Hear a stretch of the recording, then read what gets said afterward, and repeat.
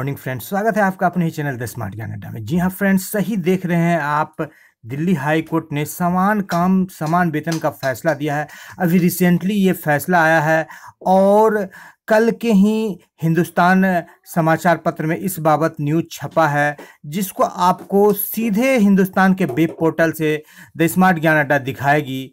यह आश्वस्त करने के लिए कि इस समाचार में बिल्कुल पूरी तरह से सच्चाई है। हो सकता है समाचार को दिखाने में थोड़ा सा दिक्कत हो, क्योंकि आपको ऑनलाइन समाचार सीधा दिखाया जाएगा हिंदुस्तान के वेब पोर्टल से। तो सीधे चलेंगे हिंदुस्तान के वेब पोर्टल पर। उससे पहले वीडियो को लाइक कर दे, चैनल पर नए हैं या अब तक सब्सक्राइब नहीं किया है तो सब्सक्राइब कर ले।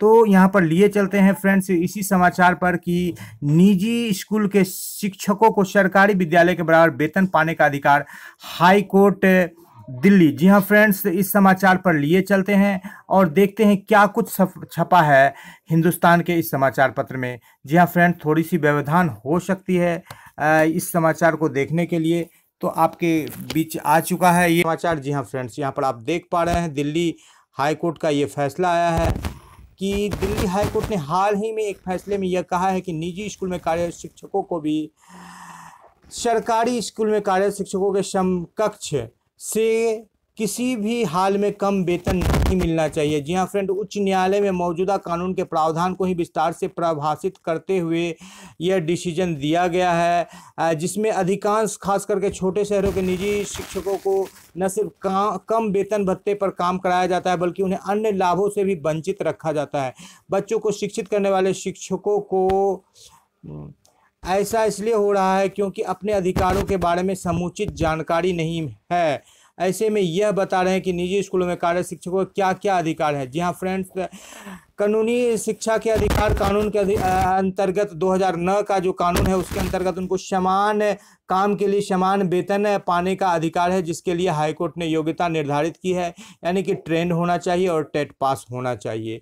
तो वो नियम को यदि फॉलो करते हैं निजी स्कूल के शिक्षक तो उनको समान वेतन पाने का अधिकार है, ऐसा डिसीजन दिया गया है। पीएफ पाने का अधिकार है, यानी प्रोविडेंट फंड यानी भविष्य निधि का जो लाभ दिया जाता है सरकारी विद्यालय के शिक्षकों को, वो भी निजी विद्यालय के शिक्षकों को बिल्कुल उसको पाने का अधिकार है। जी हाँ फ्रेंड्स, ग्रेजुएटी पाने का अधिकार है दिया जाता है।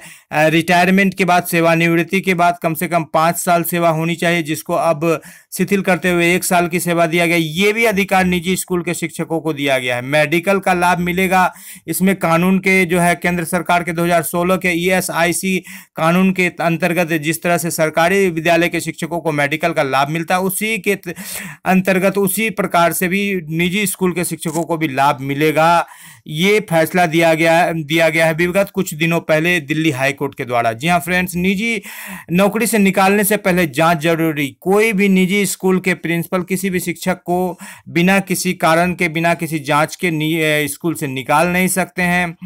और इस बाबत निःशुल्क एवं अनिवार्य शिक्षा कानून के अंतर्गत निजी स्कूल में कार्यरत लाखों शिक्षकों को अधिकार को संरक्षित करने के लिए कोई कदम नहीं उठाया गया। तो दिल्ली हाई कोर्ट ने ऐसा कहा कि इसके लिए कदम उठाना बिल्कुल जरूरी है। उनको समान वेतन, समान भत्ता और समान सुविधा मिलनी चाहिए। जी हाँ फ्रेंड, तो इस बाबत जो है समान काम समान वेतन पर एक फिर से मुहिम चालू हो गई है, शुरू हो गई है, आरंभ हो गई है कि शिक्षकों को भी समान वेतन, समान काम का समान वेतन मिलना चाहिए। और यहाँ पर यह तो सीधा सीधा बच्चों के पेरेंट्स पर बोर्ड डालना कहा जाएगा। जब सभी विद्यालय के शिक्षकों को बराबर वेतन मिलता है तो छोटे बड़े वाले विद्यालय में अंतर क्या होगा।